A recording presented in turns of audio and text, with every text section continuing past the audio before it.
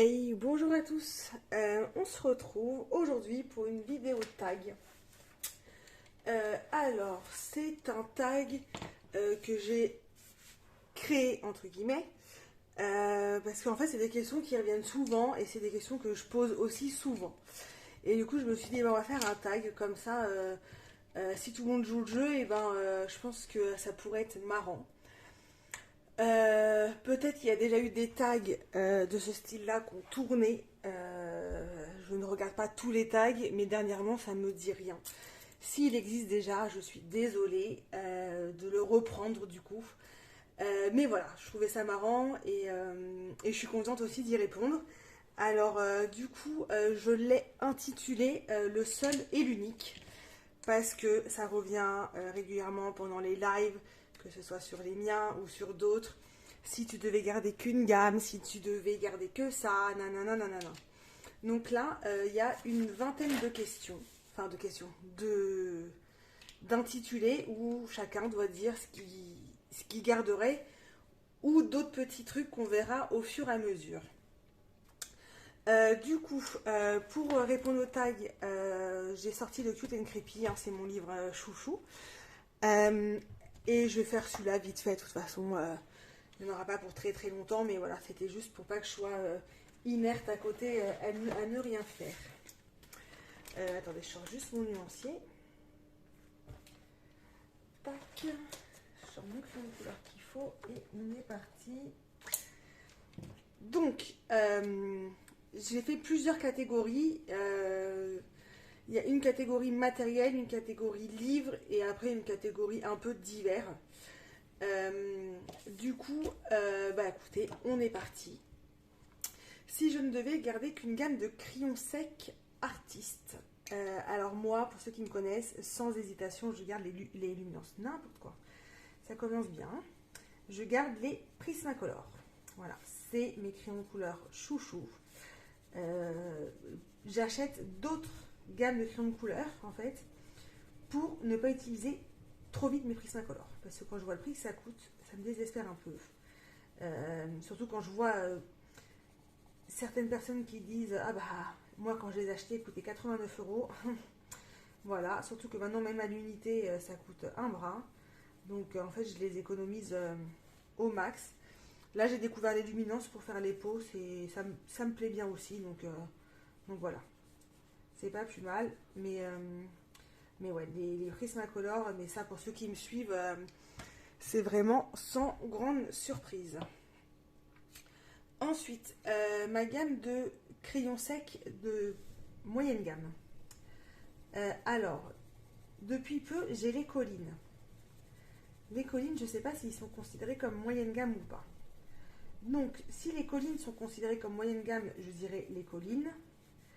Si ils ne sont pas considérés comme une gamme moyenne, je dirais les Breutefeuner. Parce que les Breutefeuner, je les adore. Mais vraiment, j'ai eu les 500 ans à mon anniversaire, donc j'ai été refaite. Voilà, c'était un cadeau de ouf, trop contente.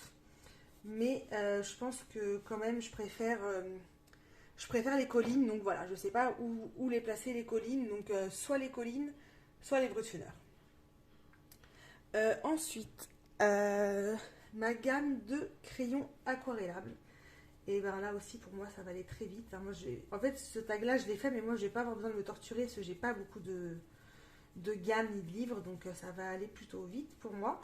Je pense qu'il y a des filles qui vont un peu plus galérer, et c'est ça qui est marrant. Donc, en crayon aquarellable, moi, ça sera les Intense, parce que de toute façon, je n'ai que cela. J'ai quelques Albrecht Dürer qui se baladent. Mais je peux pas dire que je préfère les Albrecht parce que j'en ai tellement pas beaucoup que c'est pas comparable. Donc les Intense et le peu que je les utilise, ils me conviennent très bien. Après, c'est vrai que c'est une gamme de crayons un peu oubliée de mon côté, donc il faudrait que. J'ai pour objectif, de toute façon, cette année, de réutiliser des gammes ou du matos que j'utilise pas. Donc les Intense en font partie. Surtout quand je vois ce que les filles font avec, franchement, je me dis, il n'y a pas de raison que j'y arrive pas, quoi. Donc, il faudrait que je me lance cette année au Intense. Ensuite, la gamme de feutres tout feutre confondu que l'on préfère. Et ben moi, ça sera les Twin Markers. Les feutres à alcool Action. Parce que j'ai quand même les feutres à alcool OUU en point de brush. Et franchement, alors je dois pas bien les utiliser, hein, je sais pas. Mais je préfère les Twin Markers. Donc est-ce que c'est parce que j'ai pas de papier adéquat pour les OUU? Est-ce que c'est parce que je me suis trop habituée aux Twin Markers? Est-ce que je ne sais pas. Le fait est que la pointe des OUU, l'application, je sais pas, je la trouve pas agréable. Mais bon, ce n'est que mon avis. Là, je pense qu'il y a des gens qui se retournent dans leur tombe. Mais voilà, donc moi, les Twin Markers. Après, c'est des feutres, que ce soit des feutres à alcool, des feutres aquarellables, peu importe. Hein. C'est là où je veux savoir votre gamme de feutres préférée. Ensuite, votre matériel préféré. Ah non, j'ai loupé une question. Bravo, c'est moi qui crée le tag et je me plante. Ça va être magnifique. Votre matériel aquarellable, ça veut dire, est-ce que vous préférez les godets? Est-ce que vous préférez les crayons? Est-ce que vous préférez les néocolores? Est-ce que vous préférez les gelatos? Enfin, tout ce qui est aquarellable, qu'est-ce que vous préférez dans l'aquarelle? Enfin, vous avez compris. Moi, c'est les godets. Concrètement, ma palette d'aquarelle, je la kiffe, voilà. Et comme je disais, les Intense, je les utilise pas beaucoup. J'ai pas de gelatos. Et les néocolores, le peu que j'ai utilisé, c'était un carnage, donc ils sont punis pour le moment. Mais pareil, je compte bien les réutiliser prochainement, mais pas pour le moment. C'était trop un carnage à chaque fois. Ça m'a traumatisée. Donc voilà pour le matériel aquarellable. Ensuite, votre matériel préféré pour faire le fond. Et là, j'en veux vraiment que un. Parce que même moi, quand je l'ai écrit, le tag, j'ai fait « Oh, mais moi, c'est pas grave, je peux tricher, c'est moi qui le crée, le tag. » Mais je me dis non, tu peux pas donner le mauvais exemple au fond, aux gens. Donc du coup, moi, mon matériel préféré pour faire les fonds, ça sera les godets à l'aquarelle. Ma palette d'aquarelle, tout simplement. Après, j'en ai d'autres, hein, du matos chouchou pour les fonds. Mais on triche pas, donc on n'en choisit qu'un. Donc pour moi, c'est ma palette d'aquarelle. Ensuite, votre indispensable colo. C'est-à-dire, je pense par là à... Est-ce que c'est plutôt des styles... le taille-crayon, une gomme particulière, un pinceau particulier, enfin, voilà. Qu'est-ce qui vous est indispensable au moment où vous vous mettez à colorier? Donc, moi, j'ai mis que c'était mon aiguiseur Caran d'Ache. Au passage, merci Clio. Voilà, ça c'est fait. Mais mon aiguiseur Caran d'Ache, bah, depuis que je l'ai, je ne le quitte plus, quoi. Voilà. Tout simplement, c'est un investissement, c'est sûr, mais franchement, il n'y a plus le stress de tailler ses crayons, quoi. Franchement, donc sans hésitation, Caran d'Ache, et je pense que je ne serai pas la seule à le dire. Ensuite, votre matos pour faire, j'ai appelé ça la touche finale. Donc, c'est-à-dire quand vous finissez un colo, est-ce que vous êtes plutôt encre métallique, stickers, Posca, stylo gel, enfin voilà, le petit truc pour mettre des paillettes, du brillant qui finalise votre colo que vous préférez. Moi, ça a été dur, hein, évidemment. J'ai mis l'encre Winsor & Newton, celle-là. Est-ce que je suis bien dans le cadre? Ouais, je suis dans le cadre. Voilà, en noir, en blanc, en doré. Je trouve que voilà, c'est ce que je préfère. Après, il y a plein d'autres choses que j'aime, mais ça, j'ai vraiment du mal à... Si je dois me séparer de beaucoup de choses, ça ne me gênera pas. Mais les encres, ça m'embêterait quand même. Donc c'est pour ça que j'ai choisi les encres. Mais après, là, je vous ai donné des idées, mais vous en avez sûrement d'autres. Hein. Moi, je mets pas beaucoup de paillettes ou quoi dans mes coloriages, donc c'est pour ça que j'ai peut-être pas trop d'idées, mais n'hésitez pas. Hein, j'ai hâte de connaître vos réponses. Et surtout, ça se trouve, ça me donnera des idées d'achat, même si je pense que j'ai pas besoin, j'ai plus besoin d'idées là, on est bien. Donc là, c'était la catégorie matériel. Ensuite, il y a une catégorie livre, enfin livre illustrateur. Du coup, si vous deviez garder uniquement un livre Disney, lequel ça serait. Moi, ça va aller très très vite encore une fois parce que des livres Disney, j'en ai pas beaucoup. C'est parce que je préfère colorier. Si je devais en garder que un, ça serait... je l'ai mis de côté pour vous montrer. Ça serait celui-ci. Tout simplement parce que j'ai fait énormément de coloriage dedans. Et c'est pas que des coloriages, hein, j'ai déjà montré. Et du coup, voilà. J'aimerais bien le finir quand même un jour. Donc celui-là, je le garderai sûr à 100%. Ensuite, un livre hors Disney avec des portraits. Moi, ça serait... Alors, c'est pas un livre à proprement parler, hein, mais voilà. Ça serait mon lutin, Mariola Budek. Voilà, parce que moi, de toute façon, déjà, c'est ce que je préfère, les portraits. Et puis, Mariola Budek, il n'y a plus besoin de la présenter. Ensuite, votre livre hors Disney, non portrait. Alors, moi, j'ai pas beaucoup de livres hors portrait, donc j'ai mis celui-là. Même si on a un peu dedans. Le Cute and Creepy, vraiment... voilà, c'est un livre que j'adore. Alors oui, il y a des petits portraits dedans, mais c'est pas ce qu'il y a principalement dedans. Il n'est pas réputé pour ses portraits, donc moi je mets celui-là dans mon livre à colorier hors portrait. Ensuite, un illustrateur, illustratrice préférée. Donc bah moi, comme je l'ai dit juste avant, sans grande surprise, c'est Mariola Budek. Il y en a d'autres hein, que j'adore, mais elle, je crois que ça reste quand même, voilà, ma number one. Donc Mariola Budek pour moi. Ensuite, j'ai noté quel est votre type de colo préféré. Alors, est-ce que vous êtes plutôt...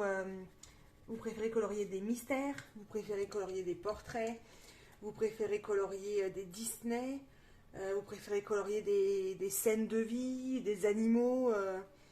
Enfin, voilà. Un peu votre colo dada. Moi, c'est...